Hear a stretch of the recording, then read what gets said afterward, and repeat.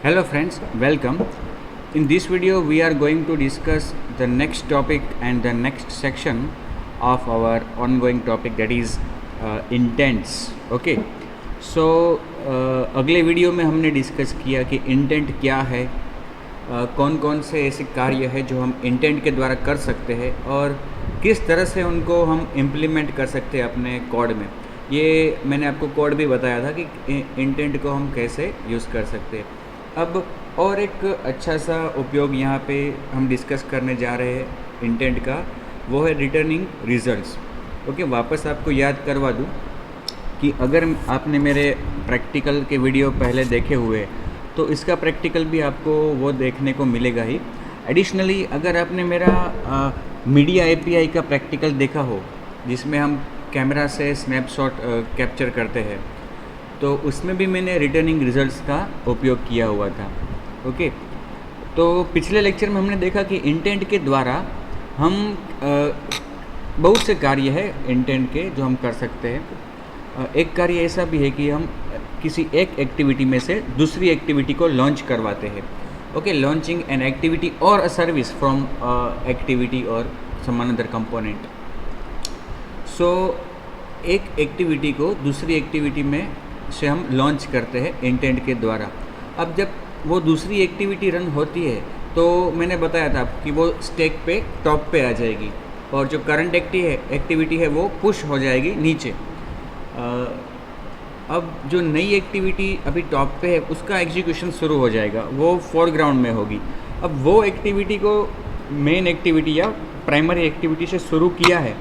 अब सपोज़ कि जो सेकेंडरी एक्टिविटी शुरू हुई है वो कुछ कार्य कर रही है, उसको किसी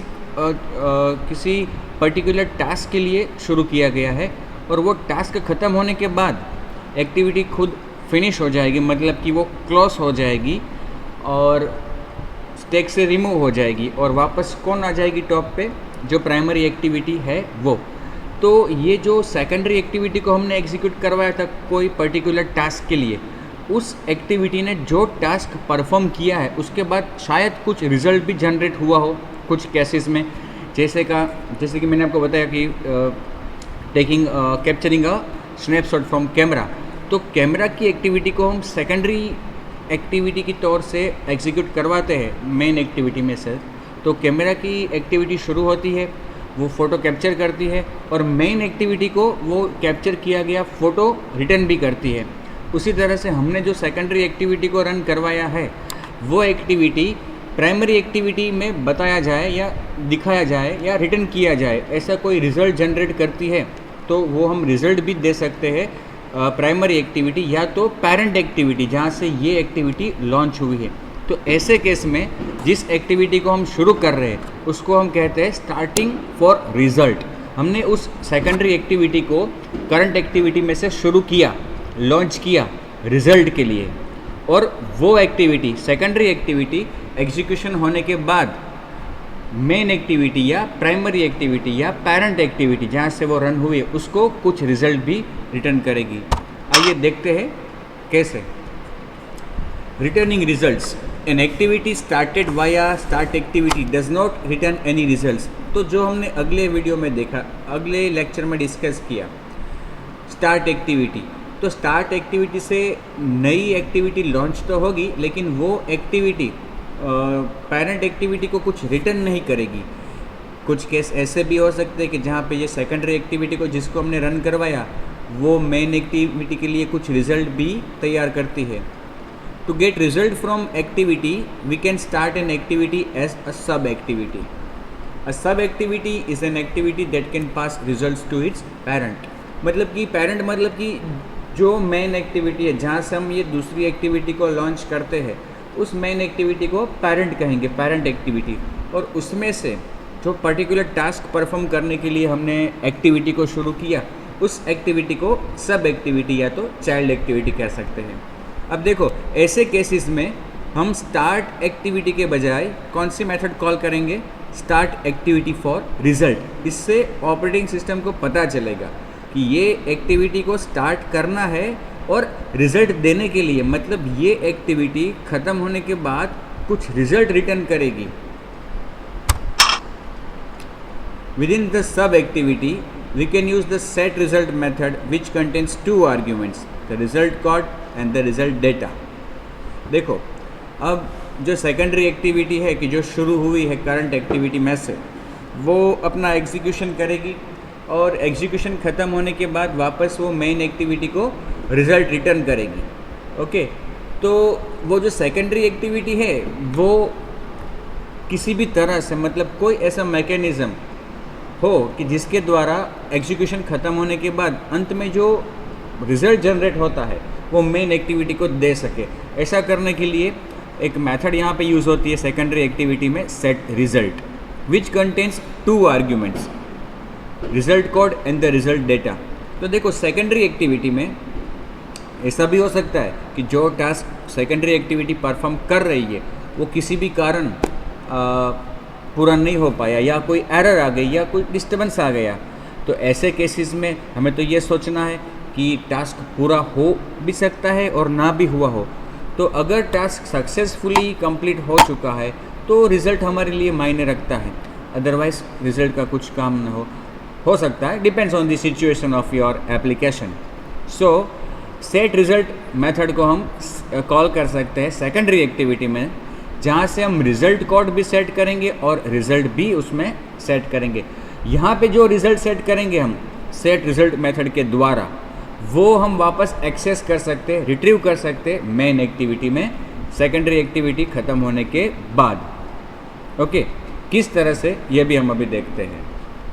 देखो यहाँ पे एक बटन डिफाइन किया गया है, okay button, ID okay button है, ऐसा एक बटन.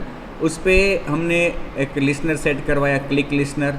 उसके अंदर ये एक लॉन्ग वेरिएबल लिया है. सपोज़ कि कोई लिस्ट व्यू है, उसमें से एक आईडी, जो आइटम सिलेक्टेड हुई है उसका आईडी हमने इस वेरिएबल में स्टोर करवाया. फिर एक यूआरआई बनाया है. ओके, और उस यूआरआई में ये अपेंड कर दिया है आईडी. और फिर एक नया इंटेंट का object, intent dot action pick selected horse. तो सिलेक्टेड हॉर्स जो है वो क्या है, एक यूआरआई है. ये एक्शन परफॉर्म होगी इस डेटा पे. और फिर फाइनली रिज़ल्ट सेट किया ओके, और रिटर्न क्या करवाया, ये रिज़ल्ट. तो ये ओके एक फ्लैग जनरेट होगा. ओके, एक फ्लैग कोड कि जो मेन एक्टिविटी में हम रिट्रीव कर सकते हैं, जिससे हम आइडेंटिफाई कर सकते हैं कि वो ओके है या नहीं है. ओके है इसका मतलब कि सक्सेस है, ऐसा हम वहाँ पे डिसीज़न ले सकते हैं. और अगर ओके है तो रिज़ल्ट एक्सेस कर सकते हैं, और जो रिज़ल्ट एक्सेस करेंगे वो क्या होगा, ये इंटेंट का ऑब्जेक्ट जो यहाँ पे हमने पास किया है. फिर करंट एक्टिविटी को ख़त्म करने के लिए फिनिश. करंट मतलब कि ये सेकेंडरी एक्टिविटी की बात कर रहा हूँ. अब देखो यही चीज़ मैं आपको प्रैक्टिकली, मैंने बताया ना आपको कि मेरे कुछ वीडियोस में मैंने परफॉर्म किया हुआ है, तो वो आपको मैं यहाँ पे बताता हूँ. देखो ये एप्लीकेशन जो मैंने आपको बताया था कि मैंने पहले शेयर की हुई है प्रैक्टिकली, उसी में मैंने ये अप्लाई किया था. तो देखिए ये मेरी पेरेंट एक्टिविटी है जिसमें ये लॉन्च एक्टिविटी का बटन है. और ये लॉन्च एक्टिविटी का जो बटन है उसमें हमने मेथड कॉल करवाई है लॉन्च एक्टिविटी. और इस लॉन्च एक्टिविटी मेथड के अंदर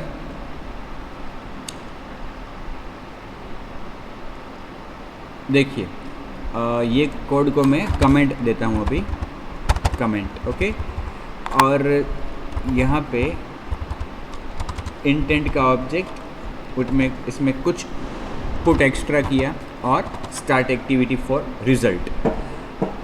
ये भी आपको ध्यान रखना है. अभी हमने डिस्कशन किया था कि ऐसी एक्टिविटीज़ को रन करने के लिए हम स्टार्ट एक्टिविटी नहीं यूज़ करेंगे, हम क्या यूज़ करेंगे, स्टार्ट एक्टिविटी फॉर रिज़ल्ट.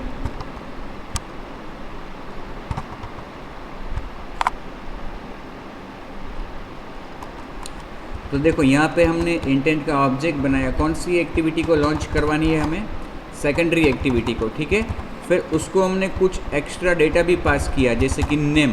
उसमें कुछ नेम यहाँ से हमने पास किया. ओके, अब फाइनली उसको रिज़ल्ट देने के लिए रन करवाना है. मतलब कि वो एक्टिविटी, मतलब कि सेकेंडरी एक्टिविटी जिसका नाम है, वो एग्जीक्यूट होने के बाद हमें कुछ रिटर्न भी करे. तो यहाँ पे क्या लिखा, intent dot put extra name, ये मैंने नेम क्या दिया है, कोड, ओके, की दिया है, नेम जो है वो क्या है, की, और उसकी वैल्यू क्या है, चंदू। और स्टार्ट एक्टिविटी फॉर रिजल्ट वहाँ पे पास किया इंटेंट का ऑब्जेक्ट और रिक्वेस्ट कोड 0। ये रिक्वेस्ट कोड एक प्रकार का जस्ट आइडेंटिफायर है कि उसके द्वारा ये एक्टिविटी की पहचान होगी। कब ये आइडेंटिफाई होगा वो भी मैं आपको बताता हूँ, कब ये उपयोगी होगा ये भी हम देखेंगे। अब देखो ये एक्टिविटी शुरू हो गई, कौन सी एक्टिविटी, सेकेंडरी एक्टिविटी, ओके। तो सेकेंडरी एक्टिविटी जो हमारी लॉन्च हुई है ऑन क्रिएट, ओके, उसमें देखो इस लाइन को मैं कमेंट दे देता हूँ, ये अभी हमारे काम की नहीं। ये देखो हमने वहाँ से जो डेटा पास किया है, हमने मेन एक्टिविटी से जो डेटा पास किया है उस डेटा को हम यहाँ पे निकाल रहे हैं। देखो intent is equal to get intent. ये गेट इंटेंट क्या करता है कि ये एक्टिविटी जो अभी रन हुई है वो किस इंटेंट के द्वारा रन हुई है, उस इंटेंट का रेफरेंस यहाँ पे मिलेगा। तो वो जो इंटेंट यहाँ पे हमने बनाया है, ओके, यही इंटेंट में हमने इस सेकेंडरी एक्टिविटी का रेफरेंस दिया है। तो यहाँ पे जब हम रिट्रीव करेंगे तो वो इंटेंट का ऑब्जेक्ट हमें रिट्रीव होगा और उसमें हमने कुछ पुट किया है, पुट नेम किया है, तो उस नेम को हम यहाँ पे निकाल सकते हैं। पहले तो हम गेट इंटेंट, फिर intent dot gate extras, okay, return क्या होगा हमें, बंडल का ऑब्जेक्ट, और फिर इस बंडल में से हम निकाल सकते हैं उस की वैल्यू को। इंटेंट में जो भी रखते हैं हम पुट एक्स्ट्रा, वो एक बंडल ऑब्जेक्ट के द्वारा हम रिट्रीव कर सकते हैं। देखिए बंडल, ओके, और फिर उसकी मेथड है गेट स्ट्रिंग नेम। तो जो नाम वहाँ से हमने पास किया है वो इसमें आ जाएगा और यहाँ पे हम उसको शो कर रहे हैं, ओके। जस्ट हम देखते हैं अभी तक हमने कोई रिज़ल्ट यहाँ से रिटर्न नहीं करवाया है। हमने केवल और केवल ये सेकेंडरी एक्टिविटी जो रन हुई है उसको, पहली एक्टिविटी से जो डेटा पास हुआ है उसको हमने जस्ट एक्सेस किया। यहाँ से जो पुट एक्स्ट्रा के द्वारा हमने इंटेंट के द्वारा एक्स्ट्रा पीस ऑफ इंफॉर्मेशन जो हमने सेकेंडरी एक्टिविटी को पास की है उसी को हमने यहाँ पे एक्सेस किया है।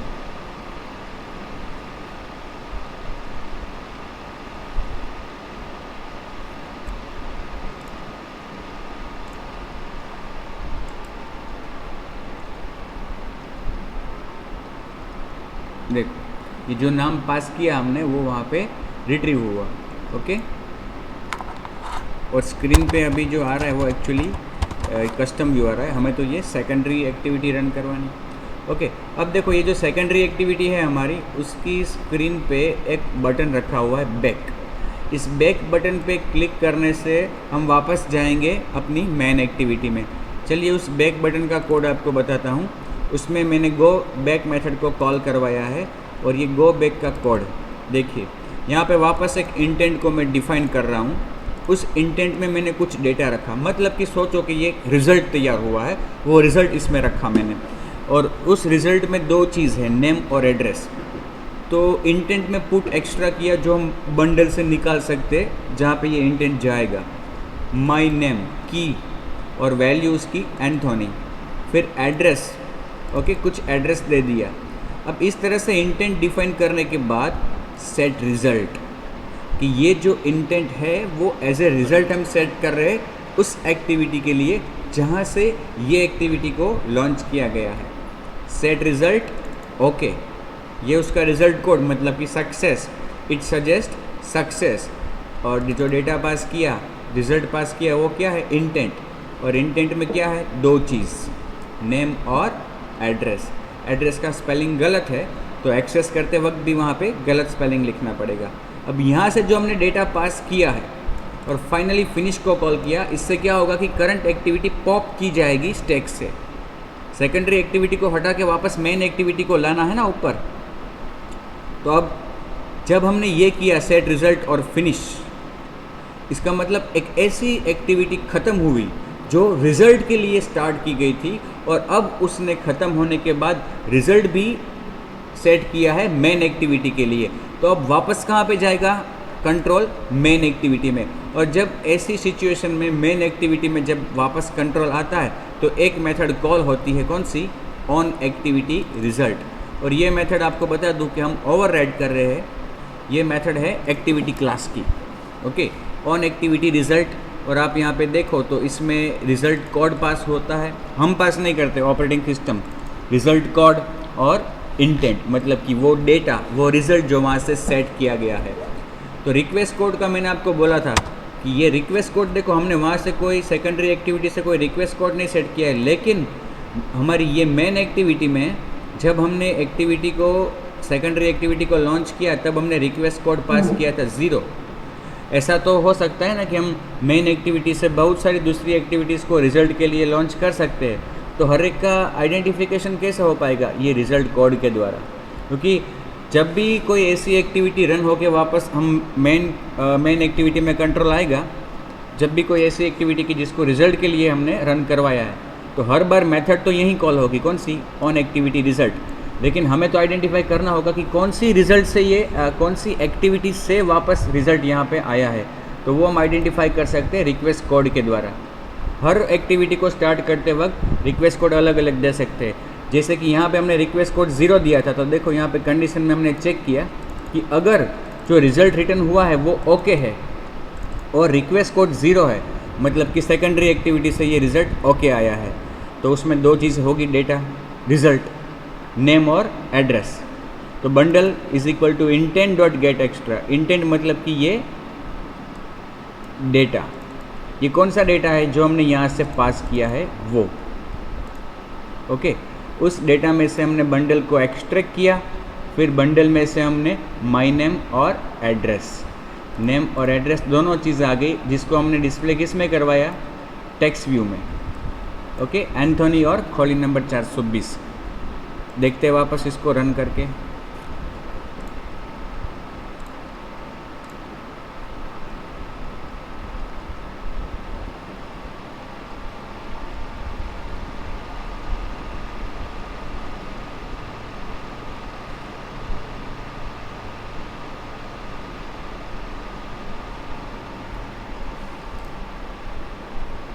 देखिए ये एक टेक्स्ट व्यू है और ये लॉन्च एक्टिविटी।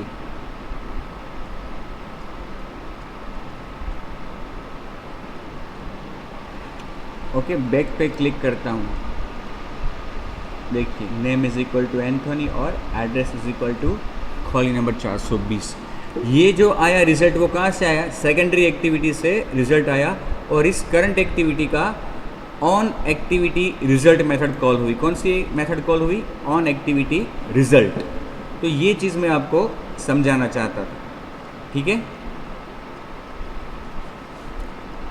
तो इस वीडियो को अब यहीं पे ख़त्म करता हूँ। नेक्स्ट वीडियो में हम आगे का जो टॉपिक है वो डिस्कस करेंगे।